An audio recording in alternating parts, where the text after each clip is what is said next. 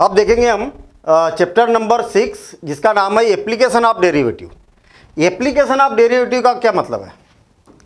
Application of derivative, देखिए derivative यानी कि डिफरेंशिएशन। जो अभी तक हमने डिफरेंशिएशन किया है उसकी एप्लीकेशन क्या होगी? भाई अभी तक क्या किया हमने? डिफरेंशिएशन किया, एक वेरिएबल था उसका दूसरे वेरिएबल के रिस्पेक्ट डिफरेंशिएशन किया। और कैसे किया? तो सिंपल सी बात है, अगर मान लिया जाए कि आपके पास में y है तो y का डिफरेंशिएशन करना है तो dy लगा दिया मैंने। किसके रिस्पेक्ट करना है? तो x के रिस्पेक्ट करना है। और क्या करना है? तो डिफरेंशिएशन करना है। ठीक है, मतलब अभी तक हमने ये काम किया कि dy बाय dx कैसे फाइंड आउट किया जाएगा, यानी कि डिफरेंशिएशन y का x के रिस्पेक्ट कैसे डिफरेंशिएशन किया जाएगा। ओवरऑल इतना बड़ा हमने एक चैप्टर पढ़ा।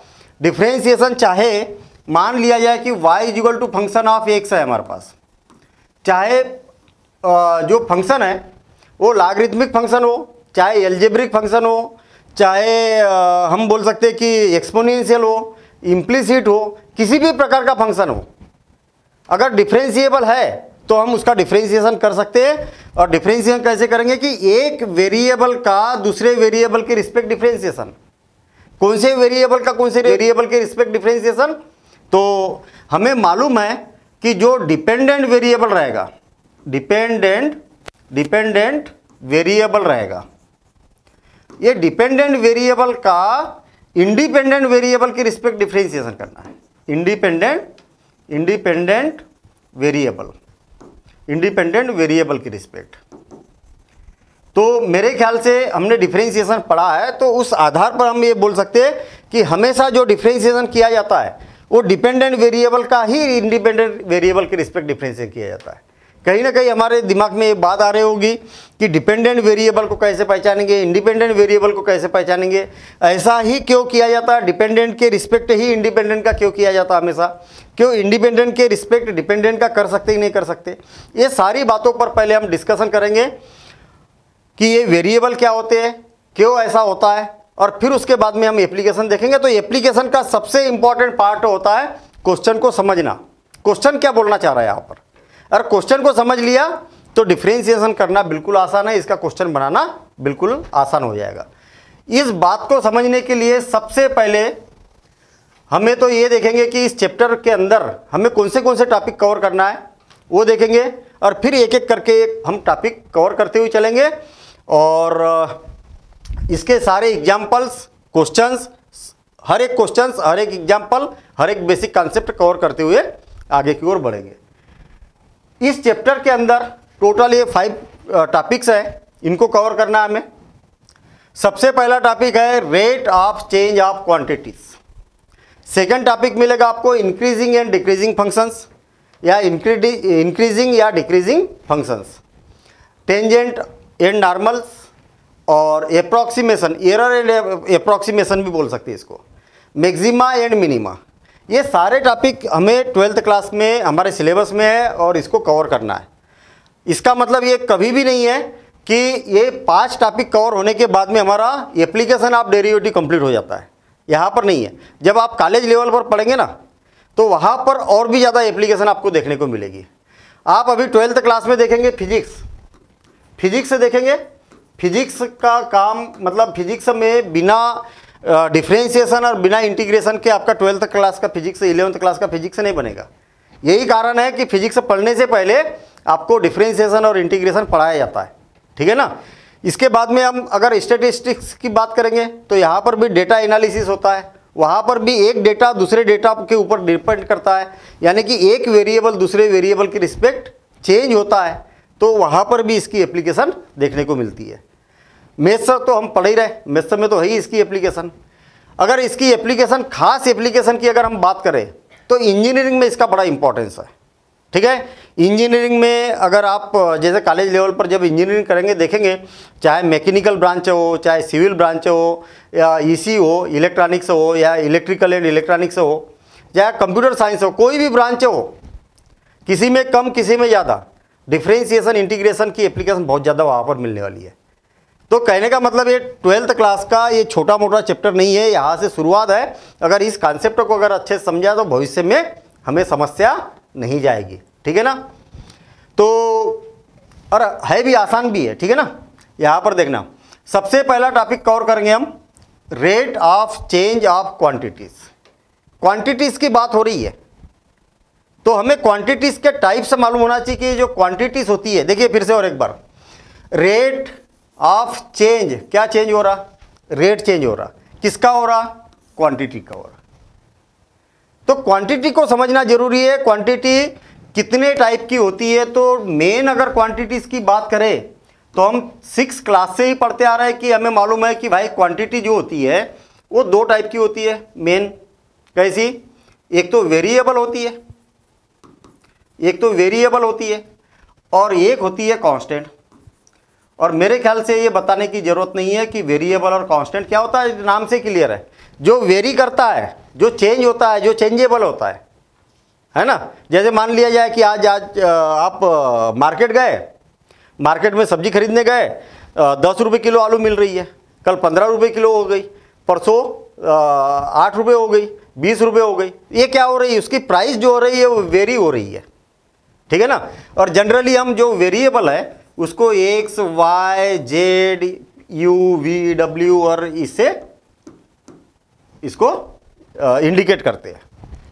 कांस्टेंट क्या होते हैं भाई, कांस्टेंट ऐसी क्वांटिटी जो क्या होती है, फिक्स होती है, ठीक है ना। जो क्या होती है, जो चेंज नहीं होती है, एक निश्चित रहेगी, फिक्स रहेगी।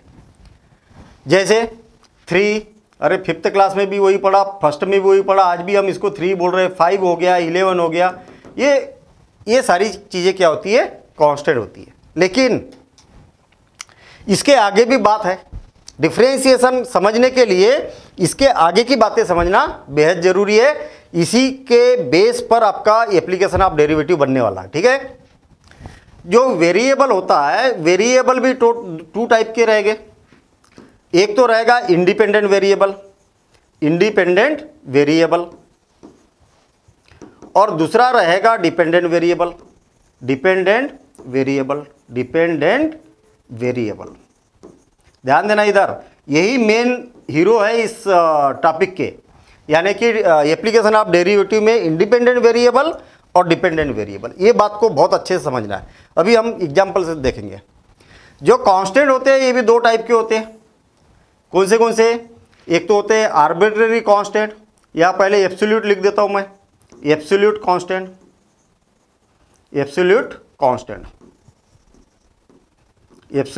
कांस्टेंट। और इसी टाइप से सेकंड होता है आर्बिट्रेरी कांस्टेंट। ये क्या होता है भाई, आर्बिट्रेरी कांस्टेंट, नाम से क्लियर है। देखना, पहले तो हम इंडिपेंडेंट और डिपेंडेंट वेरिएबल समझते हैं कि ये क्या है। एक एग्जांपल ले रहा हूं मैं, देखिए ध्यान देना इधर। मान लिया जाए कि मेरे पास में एक सिलेंडर है, एक सिलेंडर का एग्जांपल ले रहा हूं मैं। ये एक सिलेंडर, ध्यान देना इधर। मुझे एक बात बताइए कि सिलेंडर के अंदर क्या क्या है। सिलेंडर के अंदर का मतलब मेरा ये है कि सिलेंडर में क्या क्या दिखाई दे रहा। तो हमें मालूम है कि भाई सिलेंडर में क्या है, रेडियस है, इसकी कुछ ना कुछ हाइट है, इसका कुछ ना कुछ कैपेसिटी है, यानी कि कैपेसिटी मतलब वॉल्यूम है। ये जिस भी मटेरियल से बना हुआ है उसका सरफेस एरिया है, अलग अलग चीज़ें, ठीक है ना। तो यहाँ पर अगर देखा जाए तो मेरे पास में सिलेंडर है और मैं सिलेंडर को इस साइड रख रहा हूँ। देखिए ध्यान देना इधर, ये यहीं पर रख रहा हूँ। क्या क्या है इसमें एक तो मुझे दिखाई दे रही रेडियस, ठीक है ना। क्या है, रेडियस कहाँ है, ये रेडियस हो गई इसकी, ठीक है। अच्छा, इसके बाद में क्या है, इसकी हाइट है। ये क्या हो गई, इसकी हाइट हो गई। तो हाइट है, और क्या है, आप बोलेंगे कि इसके अंदर इसकी कुछ ना कुछ कैपेसिटी भी है। इसके अंदर अगर मान लिया जाए कि हमने कुछ लिक्विड डाला तो कितने लीटर लिक्विड आ सकता है, तो क्या हो जाएगी, उसकी कैपेसिटी हो जाएगी, यानी वॉल्यूम हो जाएगा। वॉल्यूम भी है हमारे पास में। अच्छा, इसके बाद में सरफेस एरिया भी है। Surface area, total surface area हो सकता है, कर्व सरफेस एरिया हो सकता है। इसको अगर मैं आर से इंडिकेट करूं, इसको अगर एस से दिखाऊं, ये सरफेस एरिया हो गया और ये क्या हो गया, वॉल्यूम हो गया। हमारे पास में वेरिएबल कितने हैं, तो 4 वेरिएबल है। कौन कौन, आर, एच, एस और वी। वेरिएबल कैसे हुए भाई, देखना वेरिएबल कैसे हुए। मैं क्या करता हूं, इसकी रेडियस को चेंज करता हूं। ध्यान देना, इधर रेडियस को चेंज करता हूं। देखिए चेंजेबल है, रेडियस चेंज हो रही है। अरे जो चीज़ चेंज हो सकती है वो क्या होगी, वेरिएबल होगी। अच्छा मुझे एक बात बताइए कि इसकी मैं रेडियस चेंज कर रहा हूँ, रेडियस के साथ में क्या क्या चेंज हो रहा, हाइट चेंज हो रही, क्या हाइट चेंज हो रही? अरे हाइट जितनी की उतनी है। यहाँ पर देखिए ना, सिलेंडर को मैं कितना भी बढ़ाऊँ, रेडियस बढ़ा रहा हूँ मैं, हाइट फिक्स है इसकी, हाइट में कोई चेंज नहीं हुआ। लेकिन जब जब मैं इसकी रेडियस बढ़ाऊंगा तब क्या चेंज हो रहा, और इस बात को देखिए आप, क्या क्या चेंज होगा, कर्व सरफेस एरिया या टोटल सरफेस एरिया। अरे भाई पहले जब छोटा था तब कम टीन की जरूरत पड़ती थी, अगर ये टीन का बनाया या प्लास्टिक का बनाया तो कम मटेरियल की जरूरत थी उसको बनाने के लिए। जब बड़ा हो गया तो ज़्यादा मटेरियल की जरूरत पड़ेगी। इसका मतलब सरफेस एरिया वेरी हो रहा, चेंज हो रहा है। और कौन चेंज हो रहा, वॉल्यूम। भाई जैसे जैसे मैं रेडियस बढ़ा रहा हूँ इसकी कैपेसिटी भी बढ़ रही ना। देखिए कैपेसिटी बढ़ते जा रही है, पहले 20 लीटर आ रहा था इसमें लिक्विड, अब 40 लीटर आ रहा, अब 60 लीटर आ रहा, अब 80 लीटर आ रहा। तो इसकी क्या हो रही है, कैपेसिटी भी चेंज हो रही है। बस यहीं पर हम इंडिपेंडेंट और डिपेंडेंट वेरिएबल समझेंगे। देखना, ध्यान देना, इधर मैंने चेंज किया रेडियस को तो ऑटोमेटिक बदल रहा surface area and volume, automatic बदल रहा। मैंने बदला नहीं, उसको बदला गया, मैंने कहीं सरफेस एरिया को बदला गया नहीं, रेडियस को चेंज किया मैंने केवल। ऑटोमेटिक बदल रहा सरफेस एरिया, ऑटोमेटिक चेंज हो रहा उसका वॉल्यूम। तो सरफेस एरिया और वॉल्यूम की वैल्यू किसके ऊपर डिपेंड कर रही है, वो इंडिपेंडेंट हुई क्या, नहीं भैया। रेडियस को जितना बढ़ाओगे उतना ये चेंज होगा, बढ़ाओगे तो जैसे कि वैसे ही रहेगा। कहने का मतलब जो सरफेस एरिया और वॉल्यूम ये क्या है, वेरिएबल है, वेरी हो रहा है, लेकिन किसके रिस्पेक्ट, रेडियस के रिस्पेक्ट। तो ये क्या हो जाएगा, डिपेंडेंट वेरिएबल हो जाएगा। क्या हो जाएगा, डिपेंडेंट वेरिएबल, डिपेंडेंट वेरिएबल। और ये हो जाएगा आपका इंडिपेंडेंट वेरिएबल, इंडिपेंडेंट वेरिएबल। तो ये बात समझ में आ गई, डिपेंडेंट क्यों बोला जाता है और इंडिपेंडेंट क्यों बोला जाता है। अब देखिए, अच्छा एच क्या है, अरे एच में कोई चेंज आ रहा क्या, एच में कोई चेंज नहीं आ रहा। तो एच क्या बन जाएगा, यहां पर कांस्टेंट की तरह काम करेगा, फिक्स है ना, जिसकी वैल्यू चेंज नहीं हो रही, तो ये बन जाएगा कांस्टेंट। फिर से और एक बार देखना, मान लिया जाए कि मेरे पास में ये सिलेंडर है, ये सिलेंडर है, मैं इसकी हाइट को चेंज कर रहा हूं। देखिए रेडियस चेंज हो रही क्या, बिल्कुल नहीं हो रही, रेडियस जैसी की वैसी है, मैं केवल हाइट को चेंज कर रहा हूं, हाइट को चेंज कर रहा हूं। क्या क्या चेंज हो रहा, सरफेस एरिया चेंज हो रहा, बढ़ते जा रहा ना, इसकी कैपेसिटी भी बढ़ रही, मतलब वॉल्यूम भी चेंज हो रहा। तो वॉल्यूम और सरफेस एरिया क्या हो जाएगा, डिपेंडेंट वेरिएबल हो जाएगा। लेकिन ये किसके ऊपर डिपेंड करेगा भैया, आप हाइट जितनी बढ़ाओगे उतना सरफेस एरिया भी बढ़ेगा, उतना वॉल्यूम भी बढ़ेगा। तो सब कुछ इसकी हाइट पर डिपेंड करेगा कि भैया हाइट कितनी बड़ा है। कहने का मतलब सरफेस एरिया और वॉल्यूम अपनी मर्जी से एरिया बड़ा या कम नहीं कर सकता, उसकी हाइट पर डिपेंड करेगा। तो जो हाइट है इस कंडीशन में ये इंडिपेंडेंट वेरिएबल बन जाएगी और ये बन जाएगा डिपेंडेंट वेरिएबल। तो फिर ये क्या रहेगा, रेडियस तो चेंज नहीं हो रही, तो ये कांस्टेंट बन जाएगा। ये इंडिपेंडेंट वेरिएबल, ये डिपेंडेंट वेरिएबल दोनों, तो फिर ये क्या बन जाएगा, कांस्टेंट। और जब ये कांस्टेंट बनेगा तब ये वेरिएबल बन जाएगा, कौन सा, इंडिपेंडेंट। अब देखिए ध्यान देना, आपको जितने भी क्वेश्चन मिलेंगे ना, जितने भी क्वेश्चन मिलेंगे उसमें क्या बोला जाएगा, बोलना क्या चाह रहा, क्वेश्चन क्या बोलना चाह रहा, हमें करना क्या काम है। यहां पर देखिए, मुझे एक बात बताइए, मान लिया जाए, ये सारी बातें अभी हम समझेंगे, इंडिपेंडेंट वेरिएबल, डिपेंडेंट वेरिएबल, अपनी बात क्लियर नहीं हुई है, क्योंकि फंक्शन को इंडिपेंडेंट और डिपेंडेंट के वेरिएबल के फॉर्म में आपको समझना बेहद जरूर रहेगा, ठीक है। और समझेंगे हम इस बात को। देखना, मान लिया जाए कि आपको कहीं जाना है, यहाँ से लेके आपको एक प्लेस से, इस प्लेस से लेके यहाँ तक जाना है। आपने क्या किया, कार में बैठे और यहाँ से कार स्टार्ट हुई। मुझे एक बात बताइए कि जब कार स्टार्ट हुई तो बिल्कुल इनिशियल स्टेज पर इसकी वेलोसिटी कितनी थी? तो मान लिया जाए 0 किलोमीटर पर आवर्स, ठीक ना। जब स्टार्ट किया और बिल्कुल चलाना स्टार्ट किया तो बिल्कुल इनिशियल कंडीशन पर कितनी थी? इतनी थी। फिर फर्स्ट सेकंड में कितनी हो गई? 10 आवर्स पर किलोमीटर हो गई। अच्छा, 2 सेकंड के बाद में कितनी हो गई? तो 15 किलोमीटर पर आवर्स हो गई। इसके बाद अगले थर्ड सेकंड में क्या हो गई? क्वेश्चन यही मिलने वाले हैं आपको। थर्ड सेकंड में इसकी स्पीड क्या हो गई? 20 किलोमीटर पर आवर्स हो गई। हो क्या रहा?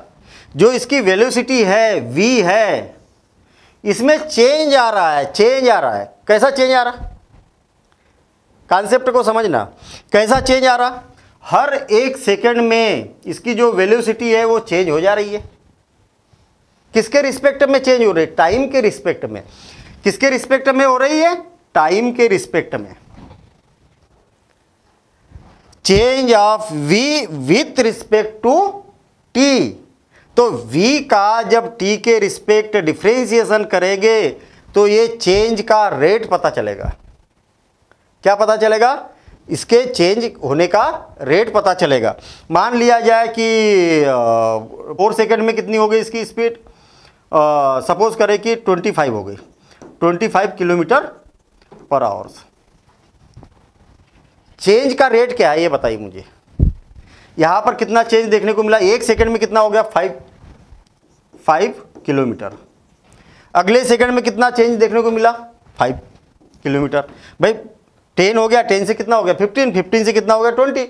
हर एक सेकंड में 5 किलोमीटर पर आवर्स का क्या मिलता है? चेंज मिलता है, जिसको एक्सीलरेशन बोला जाता है। क्या बोला जाता है? एक्सीलरेशन बोला जाता है। तो आप क्या निकाल रहे हैं? एक्सीलरेशन निकाल रहे हैं। और एक्सीलरेशन कितना है? 5 किलोमीटर पर सेकेंड। बस ये होगी बात। तो जब भी आपको बोला जाए कि v का t के रिस्पेक्ट क्या कर रहे हैं? हम डिफरेंशिएशन कर रहे हैं। Change of rate of v with respect to t is equal to 5 kilometre पर सेकेंड। तो आप ये समझना कि ये क्या है? एक्सीलरेशन है। मतलब ये क्या हो रहा है? इस रफ्तार से बढ़ते जा रहा है, इस रफ्तार से बढ़ते जा रहा है। ठीक है, तो चेंज रेट क्या है? तो इस प्रकार से हम इसको समझ सकते हैं। ठीक, अब ध्यान देना इधर, अब ध्यान देना। मेरे ख्याल से इंडिपेंडेंट वेरिएबल और डिपेंडेंट वेरिएबल, अच्छा जो मैंने इंडिपेंडेंट और डिपेंडेंट वेरिएबल की बात की थी ना, तो जो v था उसका t के रिस्पेक्ट चेंज मिल रहा था। तो dv/dt जो रहेगा, तो टाइम जो रहेगा जिसके रिस्पेक्ट आप डिफरेंशिएशन कर रहे हैं, ये इंडिपेंडेंट वेरिएबल रहेगा, इंडिपेंडेंट वेरिएबल रहेगा। और जो जिसका डिफरेंशिएशन किया जाएगा ये डिपेंडेंट रहेगा। अब याद रखना जब भी किसी वेरिएबल का डिफरेंशिएशन किया जाता है तो जिसका डिफरेंशिएशन होगा वो डिपेंडेंट वेरिएबल, जिसके रिस्पेक्ट होगा वो इंडिपेंडेंट वेरिएबल, कभी उल्टा नहीं होगा। तो आपने अभी तक जितने भी काम किए ना, dy/dx, तो क्या काम किया? y में change with respect to x, change rate of y with respect to x, यही काम किया अभी तक हमने। अभी एप्लीकेशन जब मिलेगी हमें, जब क्वेश्चन मिलेंगे तो और ज़्यादा चीज़ें क्लियर होगी। हमें एप्लीकेशन में स्वाभाविक सी बात है कि जैसा मैंने ये वाला एग्जाम्पल लिया, ऐसे क्वेश्चन तो मिलेंगे, लेकिन क्वेश्चन में इंडिपेंडेंट वेरिएबल और डिपेंडेंट वेरिएबल का पहचानना बहुत ज़रूरी है, तभी हमें क्वेश्चन समझ में आएगा अच्छे से। ठीक है, अब देखना इसको कैसे पहचान सकते हैं। इंडिपेंडेंट वेरिएबल और डिपेंडेंट वेरिएबल को हम पहचान रहे हैं। एक एग्जाम्पल ले रहा हूं मैं। मान लिया जाए कि y is equal to 2x + 1 है। ध्यान देना इधर, कहने का मतलब y इज इक्वल टू क्या है आपके पास में? y is equal to function of x। Clear है? y is equal to function of x क्यों बोल रहा हूं? जो यहां पर ये जो बना है, सिचुएशन बनी है, वो किसने बनाई है? कौन सा वेरिएबल इन्वॉल्व है उसमें? तो आप बोलेंगे x है। तो इसीलिए बोला जाता है कि ये भैया एक्स का फंक्शन है। और कौन बना है फंक्शन? वाई। तो y is equal to function of x बोला जाता है। ये बातें हम सारी जानते हैं पहले से। यहां पर देखना कि हो क्या रहा। अगर मान लिया जाए मैं एक्स की वैल्यू 0 रख देता हूं तो वाई की वैल्यू क्या आएगी बताइए? तो आप बोलेंगे कि 1 आएगी। अरे भाई एक्स की वैल्यू 0 रखी तो 0 इंटू 2 0 और ये 1 हो गया। अच्छा, मैं अगर एक्स की वैल्यू चेंज कर दूं, सपोज करें कि एक्स की वैल्यू 1 रख दूं तो कितना हो जाएगा? 2 इंटू 1 तो 2 और ये कितना हो गया? 3 हो गया। अगर एक्स की वैल्यू 2 रखूँ तो वाई इज इक्वल टू कितना हो जाएगा? 2 2 4 और 1 5। अगर एक्स की वैल्यू मैं 3 रखूँ तो वाई की वैल्यू क्या हो जाएगा? 3 6 और ये कितना हो गया? 7। हो क्या रहा है यहाँ पर? चेंज हो रहा है। अरे भाई मैं एक्स को चेंज कर रहा हूँ, वाई को तो डिस्टर्ब ही नहीं कर रहा हूँ मैं। वाई ऑटोमेटिक चेंज हो रहा है। मतलब वाई में चेंज देखने को मिल रहा, किसके रिस्पेक्ट में? एक्स के रिस्पेक्ट में। एक्स वाई को चेंज नहीं कर रहा हूँ मैं, वो ऑटोमेटिक चेंज हो रहा। तो सिंपल सी बात है कि वाई क्या हो जाएगा? डिपेंड रहेगा। डिपेंड रहेगा कि एक्स की वैल्यू क्या रखेंगे? तो डिपेंडेंट वेरिएबल। और इंडिपेंडेंट वेरिएबल कौन हो जाएगा? एक्स हो जाएगा। ये क्या हो जाएगा? Independent variable. देखिए ध्यान देना इधर। ओवरऑल आप बोल सकते हैं कि जब y is equal to function of x है तो x हो जाएगा इंडिपेंडेंट और y हो जाएगा डिपेंडेंट वेरिएबल। जो फंक्शन बनाएगा इंडिपेंडेंट, जो बनेगा वो क्या बन जाएगा? डिपेंडेंट बन जाएगा। तो अब ये बात याद रखना, फिर से इसी बात को समझना। आप फिर से इसी बात को समझना। मान लिया जाए कि मैं इसी सिचुएशन को बना रहा हूं, देखना ध्यान देना इधर, इसी सिचुएशन को बना रहा हूं।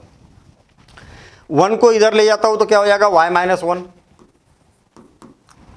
और 2 का क्रॉस मल्टीप्लिकेशन करेंगे तो क्या हो जाएगा? Divided by 2 is equal to क्या बच गया? x। मैं अगर आपसे बोलूं कि ये और ये एक ही है तो आप क्या बोलेंगे? बिल्कुल सही बात है भाई। 2 का क्रॉस मल्टीप्लिकेशन करेंगे तो 2x हो जाएगा और 1 इधर जाएगा तो 2x plus 1 is equal to y हो गया। ठीक है ना? अब देखिए यहाँ पर क्या चमत्कार होने वाला है। अगर मान लिया जाए कि y की वैल्यू अगर 1 रखी तो x की वैल्यू क्या हो जाएगी? 0 हो जाएगी। रख के देखो 1 तो 1 माइनस 1 0, 0 डिवाइडेड बाय 2 0। अच्छा, y की वैल्यू अगर 3 रखी जाए तो x की वैल्यू क्या हो जाएगी? तो 2 तो ये हो जाएगी 1।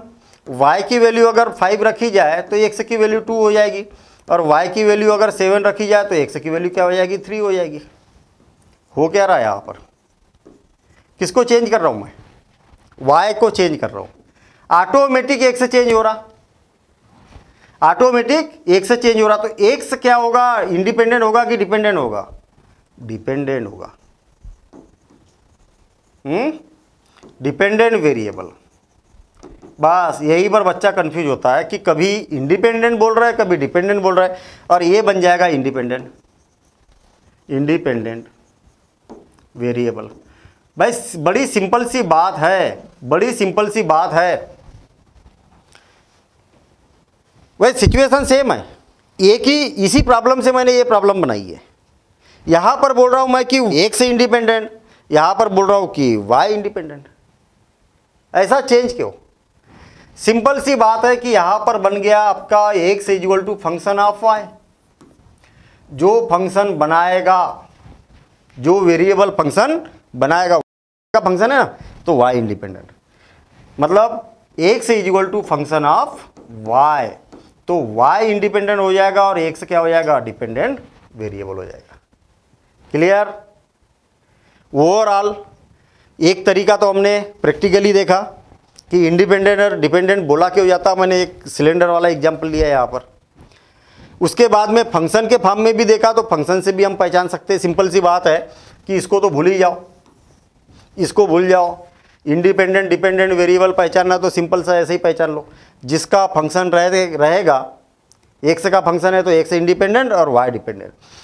यहाँ पर y का फंक्शन है तो y इंडिपेंडेंट, एक्स डिपेंडेंट। बस ये हो गई बात। ठीक है? अब देखिए, अगर मान लिया जाए कि x raise to the power x plus y raise to the power y is equal to x y minus 3 x square y square. बहुत बढ़िया। हो क्या रहा है यहाँ पर? यहाँ पर क्या हो रहा है, जैसी सिचुएशन एक्स के साथ में है वो सेम वही सिचुएशन वाई के साथ में है। अब क्या आप बोल सकते हैं कि वाई एक्स का फंक्शन है? बिल्कुल नहीं बोल सकते। क्या एक्स वाई का फंक्शन है? बिल्कुल नहीं बोल सकते, बिल्कुल नहीं बोल सकते हम।